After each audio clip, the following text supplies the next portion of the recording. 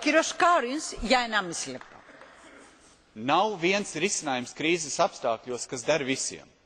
Piemēram, krīzes ļoti smagi skartajās valstīs, kā piemēram Baltijas valstīs, Grieķijai, Portugālei, Spānijai, Īrijai, manuprāt, ir nepieciešami mazināt budžeta izdevumus.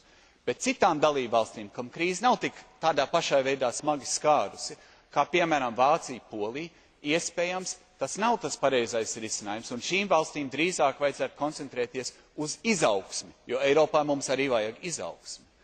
Lai panāktu Eiropā risinājumus, kuri dažādās valstīs, ir vajadzīgs viens centrālais koordinators, un pilnīgi dabīgi, ka tā ir Eiropas komisija.